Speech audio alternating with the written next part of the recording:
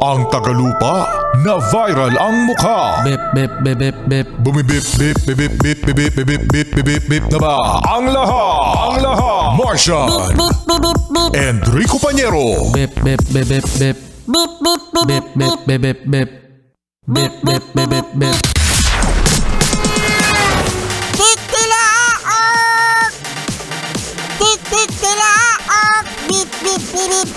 Ito na ang 101.1 Yes FM Balitang Oy, yan, naniniwala ba kayo mga Yes Friends sa favoritism? Ayun naman.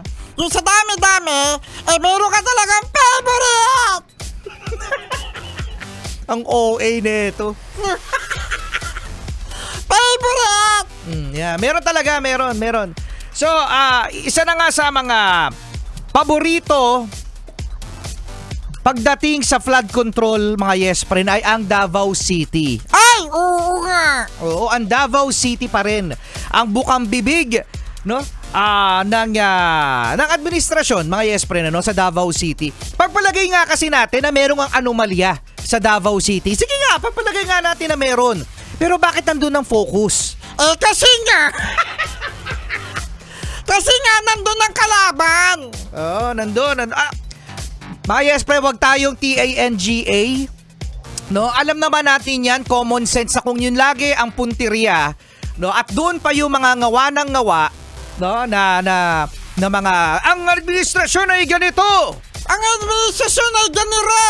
Oo, yun eh, pinakamaiingay talaga yung mga namumuno sa Davao City, no.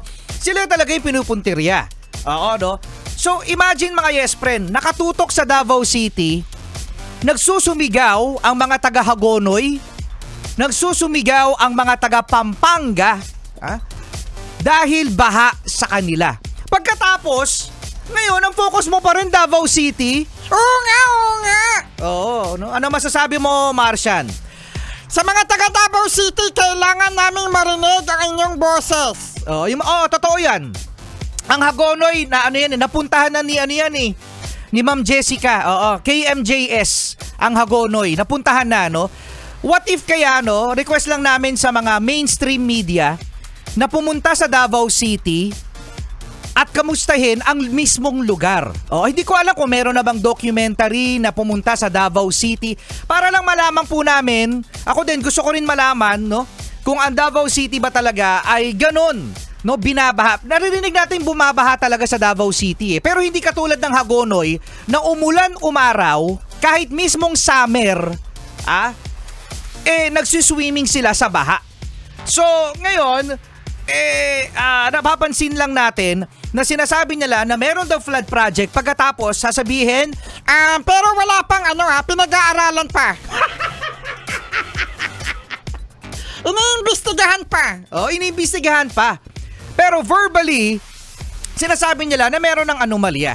Sana lang maliwanagan din ikaw na nakikinig ngayon na lagi naririnig itong Davao City, no, na alam naman natin na baluarte ng mga Duterte.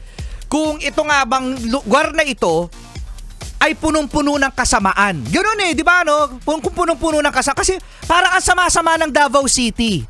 Parang ang sama-sama sa mga taga Davao na nandito sa Maynila, sa mga Bisaya, sa mga Yes Friend natin na may kakilalang Davaoenyo o karatig probinsya.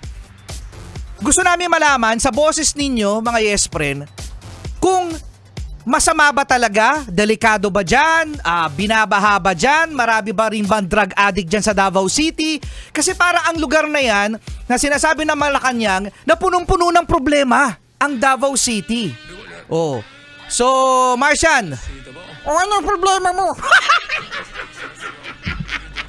Ano gusto mong problema mo, Di ko Pañero. Si Rico Pañero, ang dami sinasabi. Gusto ko lang kasi malaman mga taga Davao City kasi lagi kayong sina-shout out.